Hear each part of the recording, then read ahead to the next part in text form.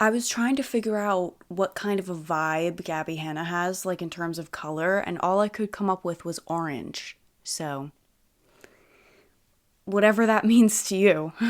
Hey, what's up, you guys? Welcome back to Shenanigans, the channel where I talk about whatever I want and always have stupid little freaking dust particles flying around in my videos. It pisses me off. How do I fix that? How do I make them go away? I don't know. Today we're going to be talking about none other than the internet's favorite Gabbie Hanna. Gabbie was born in Newcastle, Pennsylvania, and she actually graduated from the University of Pittsburgh with a degree in psychology and communications and a minor in economics, which, contrary to popular belief, that's actually really hard. She graduated with like 3 degrees. Like, that's crazy. She's got to be smart to some capacity, no?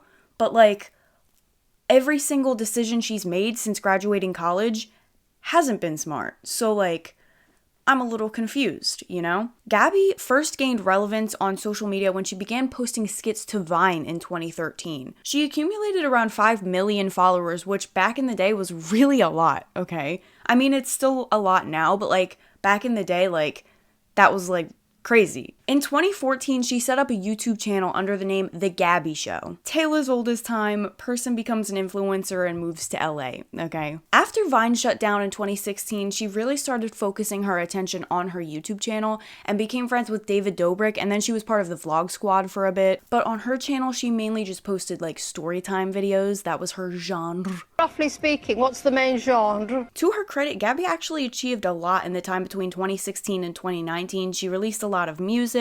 She got plenty of awards like Teen Choice Awards, iHeartRadio Music Awards, Streamies, like she was doing the dang thing, okay? She was in a popular web series at the time, Escape the Night. I think it was produced by Joey Graceffa. She released 2 poetry books, which aren't that good, but she still released them, which is more than most people can say. She released debut single Out Loud, which unfortunately, being a teenage girl at the time, that song went platinum in my earbuds. I think that's the only Gabbie song I've actually heard all the way through. Around the same time, JessiSmiles is another content creator. She's also doing the dang thing, okay? She's on her YouTube Storytime channel, like very much in the same vein as Gabbie, okay? I'm gonna keep this part brief because like I always feel bad, like still talking about JessiSmiles and Gabbie Hanna together. Like, I feel like Jessie should be separated and removed from this conversation at this point, but because of Gabbie, she is not. Like, I feel like it is relevant and we shouldn't just ignore it in the full picture of the story,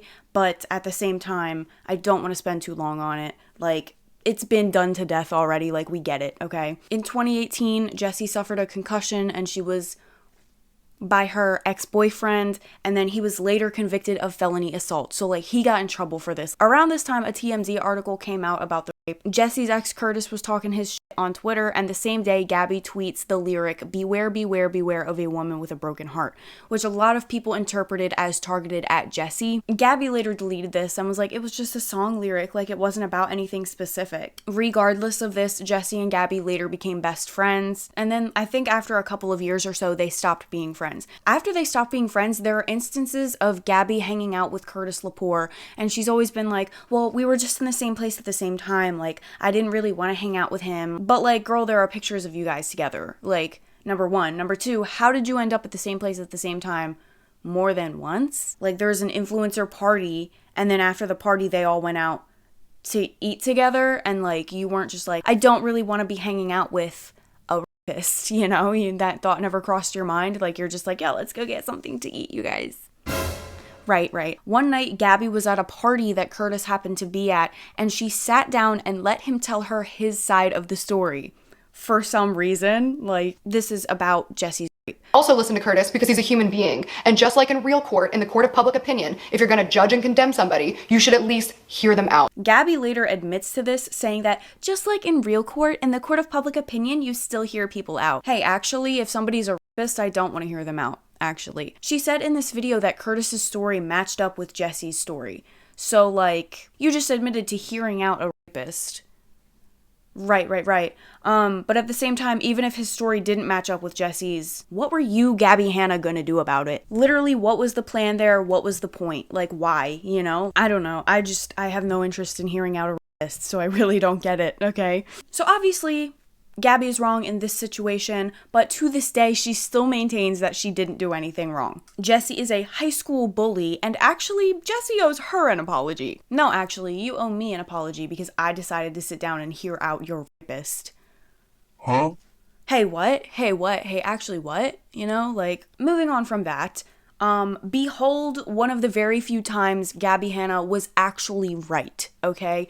There is only 1.5 times that I will vouch for Gabbie Hanna. We'll get to the half later, but this is the only time I actually believe Gabbie was right, and it is the RiceGum situation. In 2017, Gabbie and another YouTuber named RiceGum were having an online feud. While a lot of his jokes were definitely hitting below the belt, like he made fun of her nose a lot, which is like really stupid. I think you shouldn't make fun of people's appearance. His jokes were pretty mean, but it was all like surface level stuff. It wasn't like they were trying to like expose each other or whatever. They weren't trying to like expose each other and like ruin each other's lives, okay? They were just like making funny diss tracks about each other. So most people, including Gabbie, didn't really take this feud too seriously. It was just kind of like, ooh, like we hate each other. Oh my gosh, like watch this video, you know, like it was really like stupid online stuff. Apparently, for some reason, RiceGum did take their feud seriously, which, yeah, a man would. The two end up at an influencer party together.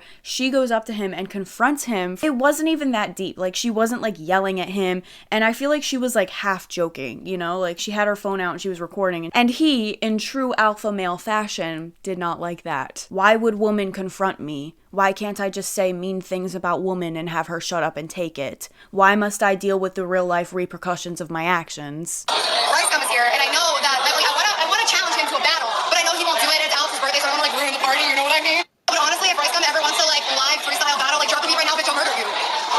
Hey RiceGum, I just challenged you to a live battle on Snapchat. Would you do it? No. Live rap battle. Why would you do it? No, I don't want to. All right, so RiceGum have his ghostwriter today. It's fine. I think we can still battle. I think we're good. No?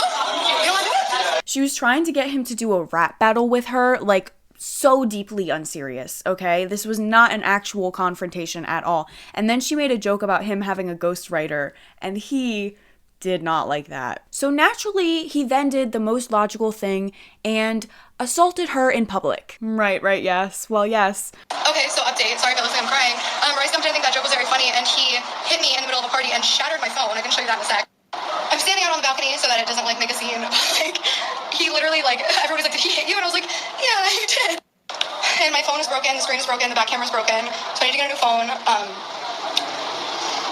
Here's my pop socket in my hand that fell off when he shattered my phone. It's broken. Sad, I just made this.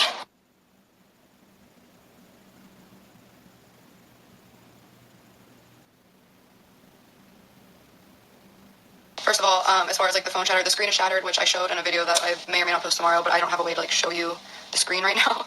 I just cried for a long time, so I don't want you to think I'm just coming out here like, oh, like Gabbie's Snapchatting. Like, it was like upsetting and weird, and one thing that like really bothered me is one of his friends was texting me, who was also my friend, and I thought he was reaching out to see if I was okay, and he was basically like defending him, saying like, he was just defending him, but apparently RiceGum did send me money for my phone, which I don't have Venmo on my phone right now, the app, but so I haven't checked, but I believe that he sent it. And as soon as that kid said that he paid me, I just like blocked him because he was like FaceTiming me and like defending him. I was like, I don't want to talk to this kid, so I think he paid me. And as far as like him like assaulting me, I guess is the word, he didn't like beat the shit out of me, if that's the impression that you guys are getting. He grabbed me, like twisted my arm, I think I said that, and like held me down, and I have like those scratches like up here and on my wrist and arm, and like I had a big scratch on my leg. I don't want it to seem like I'm like blowing this up and like he like punched me in the face and like destroyed my phone beyond repair. No, it's like cracked screen, cracked camera, scratches and stuff, which is still obviously not okay. I'm not condoning that behavior. I hope you don't think I'm trying to like make an excuse for him. I just didn't want you guys to feel like I was like.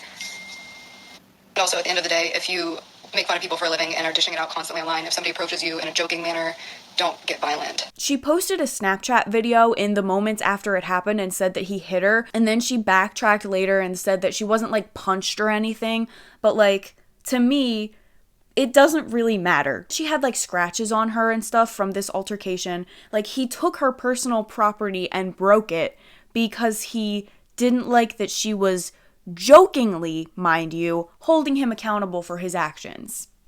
Then he made yet another diss track called I Didn't Hit Her, obviously about this situation. That's actually really disgusting. That's actually really gross. Hey, who even is RiceGum anyway, okay? Like this grown man coming after a woman, making fun of her physical appearance, physically attacking her, breaking her property, and then continuing to double down and mock her afterwards. Like, ew, what a freak. You're a sick freak, RiceGum. Like, what is your problem? Unfortunately, at the time this happened, there were people looking at this and genuinely defending RiceGum in this situation. And, like, they were, like, calling Gabbie dramatic, you know? Like, what? Like, what? Like, that kind of makes sense as to why Gabbie Hanna later went crazy. Like, I feel like this would drive me crazy, too. Like, what do you mean? What do you mean? Later in 2018 came the monster meme where she was in a Genius interview. She was singing her song, something weird happened with the audio and it became a meme on the internet. I think this was the starting point for Gabbie's outward persona change and the way she goes about, like, trying to gather attention online. In the beginning, I think this meme really did get under Gabbie's skin and bother her that her art was being taken as a joke because she really does take her music seriously. But after a while, I feel like this seed was planted in her head that bad press and people making fun of you will get you more attention than just, hey, I released a song, go listen to it, you know? After this, I think she really started to embrace being the butt of the joke. This is the half I was telling you about earlier. Enter Trisha Paytas. She's always here for some reason. In 2019, Trisha Paytas accused Gabbie of spreading misinformation about her. So the story goes that Gabbie had heard from Shane Dawson. Shane Dawson always at the scene of the crime, okay?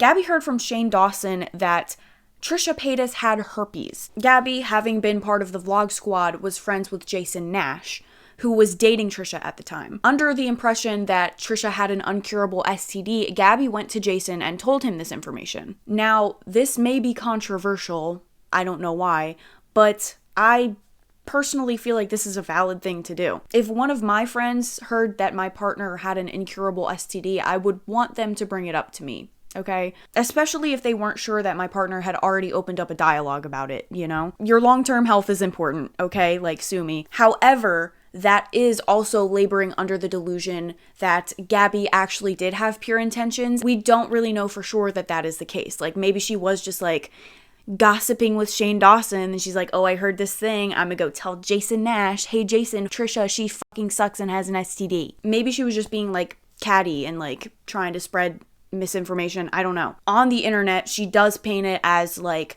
I was trying to help out my friend. I was trying to look out for my friend, which, like, of course she would to, like, protect her public persona. But, like, we don't know what was actually her intention behind that. So, like, yeah, if she was just trying to be mean and nasty and spread rumors about people, that's messed up. Like, you shouldn't do that. This is what I mean when I say I'm only half on her side. Like, I'm only on her side if her intentions were truly good, but I don't know that they were. I don't know her. The explanation that she gave is in theory correct. Like, I think you should be looking out for your friends, but at the same time, I don't know that that was what she was doing. So, to fully understand the true scope of Gabbie's seemingly continued at this point one-sided beef with Trisha Paytas, we first have to understand who Trisha Paytas was at the time of their alleged friendship and what she did on the internet. Trisha Paytas was basically the world's most professional troll. Don't get me wrong, there were plenty of times where her behavior dipped out of funny haha internet memes making fun of the haters into actual offensive territory. That was kind of like her bread and butter. Like, she would, like,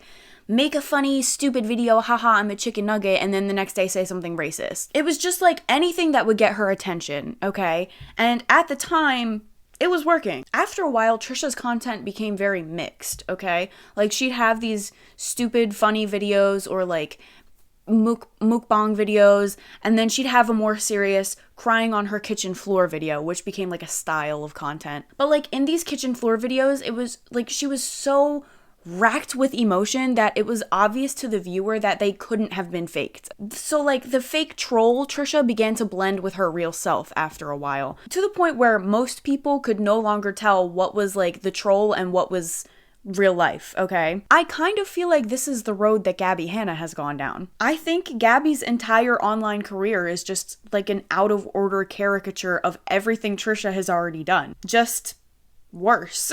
She started out normal and real, then had a crazy troll era where she was screaming about babies dying in the street. 'Cause there's babies dying on the fucking street. And finally, we've reached her I Love You Jesus arc. Behold our God seated on his throne. Come, let us adore him. Which leads me to my next point. While I genuinely believe that Gabbie was modeling her online persona after Trisha Paytas before, I think she's finally moved on from that. I think she's set her sights even higher. She's moved on to greener pastures. Gabbie Hanna isn't aspiring to be Trisha Paytas anymore. She's aspiring to be Jesus Christ. Rachel Oates is a prominent YouTuber in the book review genre. I actually love her videos, and I think she's pretty intelligent and she's very well spoken. Rachel reviewed Gabbie's first poetry book, Adultolescence, and her review was less than glowing. For her second poetry book, Dandelion, Gabbie actually reached out to Rachel and asked if she would review it on her channel, to which Rachel agreed and Gabbie sent her the book. Rachel was, once again, unimpressed and said as much on her channel, which she had every right to do. Gabbie posted several videos to her Instagram story absolutely going in on Rachel. She's not a fucking artist. I don't care about her fucking opinion because she has no accomplishments in art or has proven to me that she's actually intellectual enough to understand art. I accept my criticism from talented, smart people, not abusive, toxic, exploitative bullies on YouTube. Rachel, instead of hopping in my DMs trying to bully and gaslight me from your own abuse, you could just apologize. I know that if I did anything like this, I would be called manipulative, sociopathic, narcissistic, attention hungry, money hungry, but that is what you did was bully and harass me for months, and then when you got called out of it, got super defensive. Like, you literally just ran away and blocked me instead of looking at your own criticism. You can't take criticism towards yourself at all. I've still never blocked you after all of the harassment. You can't stand even the tiniest ounce of criticism. You're a fucking monster. You're a bitch. Narcissistic abuses, when somebody hurts you over and over and over again over a prolonged period of time, and then whenever you finally stand up for yourself, they say you're having a breakdown. Where the real narcissism comes in is she says I'm talking about her for attention. You mean Miss 4K views on your fucking makeup tutorial? Miss 4K views on your commentary piece a week ago? Yeah, I just I'm talking about you for attention. You talk about me, you get millions. I talk about you, I get still millions, but not because of you. It honestly made me feel really horrible for Rachel because she had raised some valid criticisms in her video, and Gabbie was like absolutely tearing her to shreds, like over things that were unrelated. Art is subjective. You're going to create things that people just don't like. And contrary to Gabbie's belief, people don't have to like your book just because you've sent it to them for free. Rachel is allowed to hate your god-awful poetry. Like, mind you, Rachel wasn't only picking apart Gabbie's work either. There were a few times in the video where she talked about things that she liked or things she thought Gabbie did well. Sure, they were fewer and far between, but my point is that Rachel's video was far from a hate video, okay? Rachel left some, at times, harsh criticism, but it was all on Gabbie's work, her art. She never came at Gabbie as a person, and yet Gabbie absolutely went in on her, calling her a bitch, saying she's an abusive, toxic, exploitative bully, making fun of her view count, which really shows where Gabbie's head is at and where her priorities lie, and saying Rachel had no achievements in art, which is a blatant lie because Rachel is actually a very artistic and talented woman. It was just nasty. And I know that as an artist, you feel very protective over your art because you feel like it's a piece of you, and it can be hard to separate yourself from it once it's out into the world. But if it's to this point where you feel so triggered by anyone criticizing you, just keep a poetry journal at that point. Just have it for you. Like, you don't have to share it with people if you don't want to get a negative opinion, okay? Like, you can still create without having to face criticism if you want to, you know? Like, just keep it to yourself. And this is what leads me to believe that this was part of Gabbie's persona, like her marketing scheme, right? Because why would you see a video of someone critiquing your first book and your thought is like, let me send her my second one, which is very similar to the first one. Surely she will like it. Like, no, I fear not. And when Rachel inevitably didn't like the steaming pile of garbage that was Gabbie's poetry, Gabbie could have just not acknowledged it. Like, she could have just shrugged it off and been like, okay, I guess it isn't for you then. She doesn't get it. She's lost. She's lost.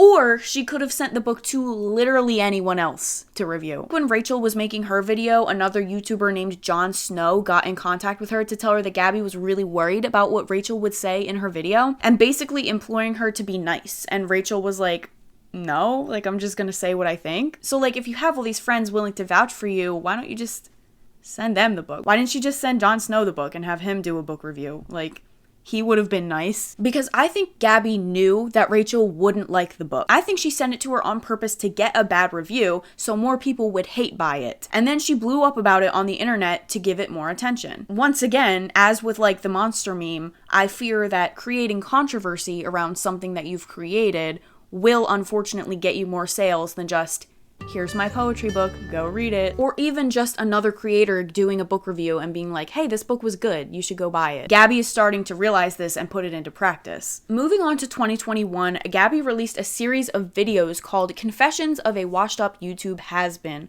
where she basically addressed a few controversies she's been in and exposed herself for controversies she hadn't been in yet. Interesting approach, I guess. She talks about the RiceGum situation, which we already know about, but she also exposes her time on Escape the Night, saying it was horrible, she was treated terribly, etc., etc., which was not public information at the time, and later led Joey Graceffa and Daniel Prada to releasing response videos, defending themselves and essentially exposing her for being the problem on set. Which, again, nobody even knew about this. This was a controversy she entirely brought on herself. She leaks a full 3-hour phone call between her and JessiSmiles, which only makes Gabbie look bad, and results in more backlash. Again, something she didn't have to do. Nobody is making her do this. She was just reigniting old feuds and self-sabotaging for seemingly no reason. She ended up deleting this entire series from her channel. Then we have the 2022 breakdown. Okay, I remember watching this happen in real time. I was actually in my own manic phase at the time. Thank you, Zoloft. Now she's calling it a mental breakdown. I still think she was manic. She was posting continuously on TikTok for hours and hours at a time. People were theorizing she wasn't getting very much sleep at night because of how often she was posting. She let a stranger into her house and was they were making content together until she started screaming at him to get out. She was yelling about dead babies in the street or something like that. It was kind of unhinged, okay? God, I wish I could sleep. God, I wish I could sleep.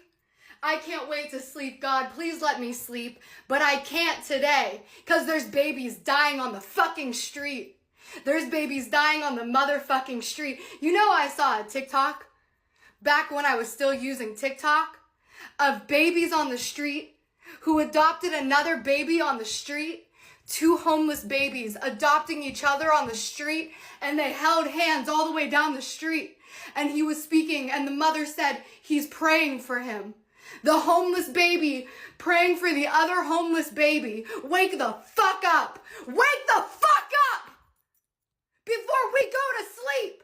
Wake the fuck up. There's babies on the street. And then, thankfully, she left the internet. After this whole thing sort of blew over, maybe she came back a little bit, but not really. And then she took an official break from social media from February 2023 to March 2024. And then she re-emerged as a YMCA fitness instructor in her hometown and married her boyfriend Robbie Croner. And the internet's response to this, from what I saw at the time, was mainly positive. People were happy that she seemed happy, safe, and stable and doing something healthy with her life without tearing others down. She seemed like she was doing pretty good and everyone seemed content with that, until she inevitably decided to come back to the internet. And this little dot on the roadmap is where we currently find ourselves, okay? The religious arc. That's right, Gabbie Hanna has found the ultimate reset button for her career, and that is becoming a religious influencer. Doesn't matter what you've done in the past, just claim to be a Christian and you're automatically forgiven and nobody can judge you for your past actions. Hallelujah, Gabbie Hanna. Her religious arc truly began somewhere around 2023 according to her Instagram, but she's only just been blowing up about it in the last few months because, shocker, once again, she can't do whatever she wants without bringing absolutely everyone else in the entire world into it. And while this is pretty common for the Christian religion to try and spread your ideologies to other people, Gabbie is obviously doing it in a very strategic way, calling out other big creators and imploring them to find God. Surprisingly though, this specific outburst of virality did not coincide with a music release. Oh wait, yes it did. Sorry Gabs, I must have missed the part in the Bible that says thou shalt judge and condemn others in the Lord's name in order to garner streams for your music and fuel your capitalistic greed. I'm just kidding, I don't use this thing. I got to the part that condemns gay people, underlined it, wrote yikes, closed it, and never opened it again. Part of me wonders just how much of this is true. As with everything, I think she's definitely playing up her religion for the camera. But, her husband is also kind of religious, so, to a degree, she has to be, living it a little bit, unless they're both lying, which I don't really think is true. She also mentions being kicked out of a church by a pastor who didn't believe her. Oh, Gabbie, how persecuted you are. I had a pastor tell me to my face that he thought I was clinically insane. and that I couldn't like tell my testimony inside or outside the church again, or else I'd be kicked out. Like they literally sent me an email being like, we don't believe in divine revelation, and we don't believe that God communicates through dreams, and we think you need to see a clinician. In conclusion, I believe Gabbie Hanna is a character who sometimes lets her real personality slip through the cracks, much like Trisha Paytas taking a break from making mukbangs in her hot pink Mercedes to post a video of her crying on her kitchen floor. I do believe there are some like nuggets of truth in there, okay? But most of it is fake. A lot of people theorize that Gabbie is a narcissist. Maybe. I am not qualified to diagnose anything, but one certainly does have to have a little something wrong with them in order to sit down with a rapist and, quote, hear them out. It's my assumption that Gabbie Hanna doesn't make content to truly connect with her audience anymore or to actually defend herself when she feels she's been wronged.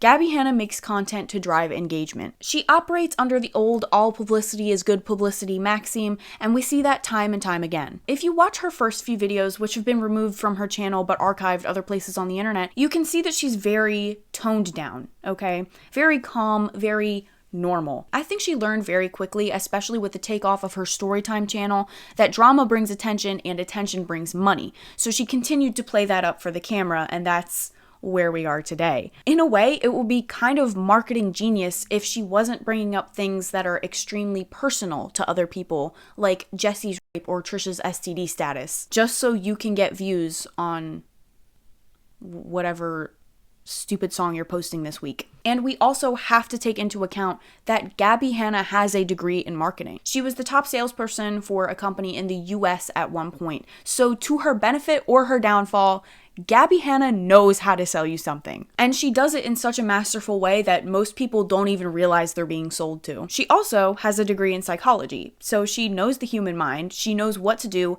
how to crash out, and which buttons to press to get the public to react in a way that will benefit her, and which buzzwords to use to paint the picture in her light. I was just hearing out a rapist, but you guys are narcissistic abusers, okay? Using therapy speak to switch up the narrative, whether the public believes her or not. I'm also sure her minor in economics plays a role too, but I'm too dumb to connect those particular dots, so like, leave a comment. In the videos where she's absolutely putting Rachel Oates on blast, she talks a lot about how my life is so good, I'm so happy, I just want to hang out with my friends and make cool shit, okay? It's just, I'm at a place in my life where I'm so fucking happy. Like, I have great people in my life, like my friendships, my love life, like my house, my career, like everything's great.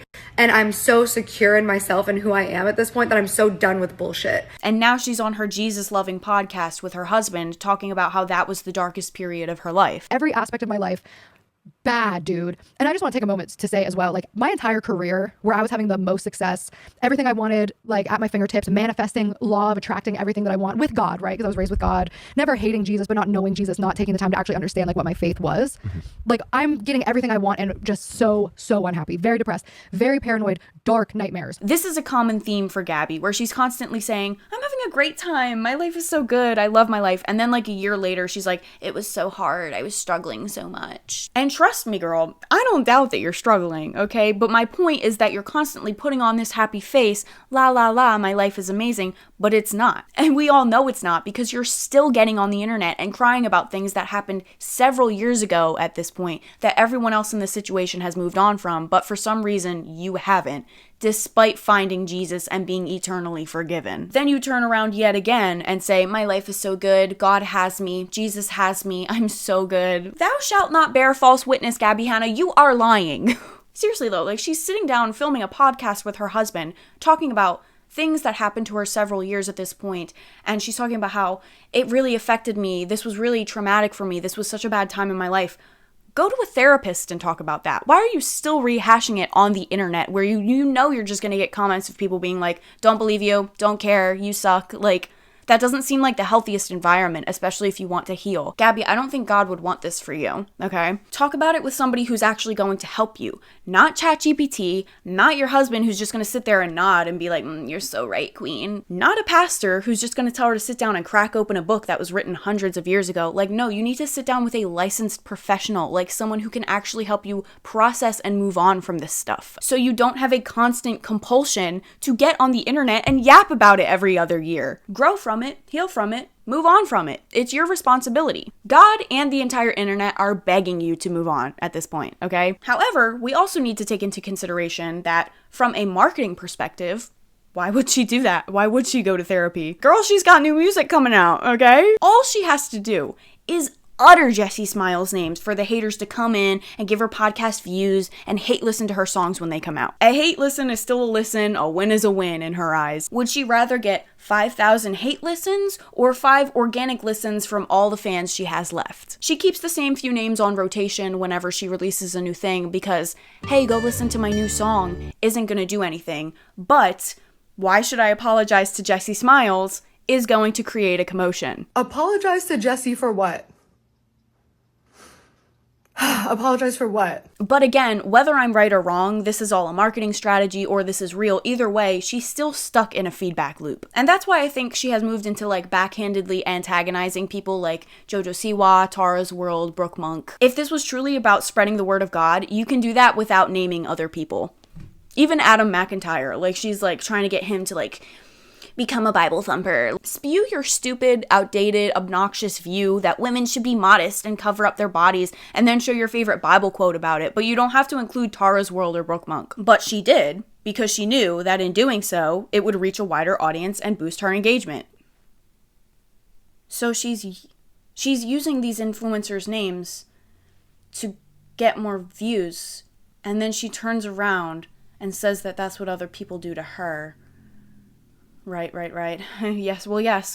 She blames all of her misfortunes on the drama channels who are using her name for views and clout, as if she's not also continuously using JessiSmiles and Trisha Paytas' names for clout, and then on top of that, getting on TikTok and condemning people like Tara's World or Brooke Monk for being immodest, or imploring Jojo Siwa and Adam McIntyre to join the faith. Girl, you're doing the same thing. She's calling other people out on their bullshit while she's on the same thing. Maybe she was hoping one of them would react and like start a beef with her and then boost her engagement even more so she can turn around and call them a narcissistic bully and add their name to the list of people she has on rotation who she rehashes her beef with every time she wants attention. It's honestly getting stale at this point. Another thing that Gabbie Hanna does that I have personally noticed is called the no one would ever reasoning. The things that she says sometimes are so blatantly contradictory and projectionary that it's obvious that she's just playing in our faces. I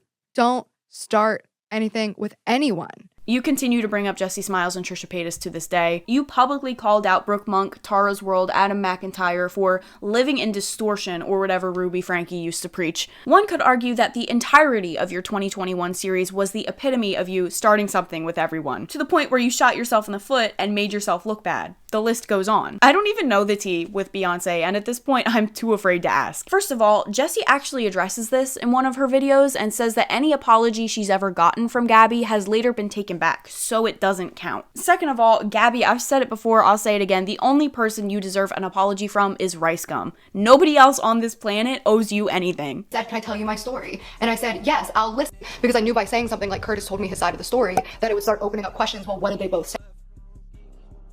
He said, do you mind if I tell you the story of that night? And I said, I mean, yeah, that's fine. Like, I've heard her side. You can tell me yours. These are just a few examples of what I'm talking about, like the blatant poking of the bear to elicit a reaction. The contradictory statements she's made that are so easy to discredit that it's like she's obviously playing in our faces. This cannot be real. Like, she is the OG rage baiter and we're all falling for it. She knows how to make herself the victim in any situation, even if it's a blatant lie. A lot of people think it's a narcissistic trait.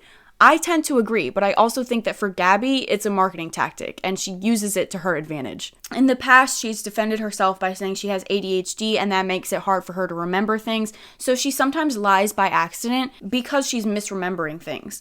This is a decent defense the first time. However, when you are called out for those misremembrances and you either don't address it or you double down, and then you continue to tell the same lie over and over again for years on end, that's on you. I never start drama to support stuff, but if there is drama, I will capitalize on that opportunity to promote something. I'm going to take advantage of a moment. I might as well do whatever the fuck I want, because guess what? The views are up. I finally feel like I'm in control. It's a lot easier to cope with people hating you when you're fanning the flames. If we're really gonna go into like a psychological analysis, I wonder if the RiceGum situation like triggered something in her. She was hated for something that wasn't her fault, so now she's gonna turn everything around and be hated for things that she can control. Like, you can control making that 2021 series where you out yourself for being a bad person. You can control continuously bringing up JessiSmiles, as reprehensible as it is. Like, she's being hated for things that she's making the choice to do, which gives her control, even if it's to her detriment. What other explanation is there for someone to absolutely nerf their career like Gabbie did in 2021 by posting that expose on herself? I could actually draw a lot of comparisons between Gabbie's marketing tactics and what I think has been going on with Taylor Swift.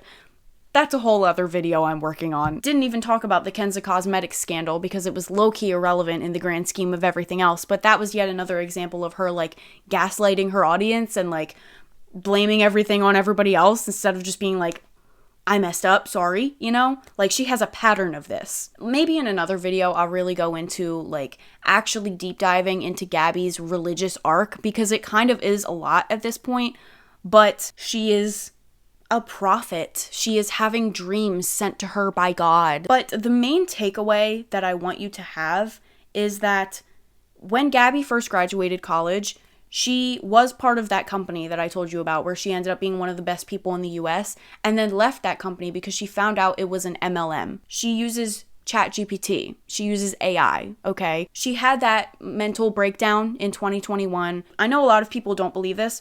I do believe that to a degree, Gabbie is mentally vulnerable, and that leaves her open to falling for things like AI psychosis or religious psychosis. I'm having dreams sent to me by God. Like, it's a marketing tactic to a degree, but also to another degree, you need to see someone. And I'm not talking about Jesus, okay? I'm talking about a doctor. Two things can be true at the same time. But I do believe this marketing tactic and her mental health issues go hand in hand. Like, they coexist with each other.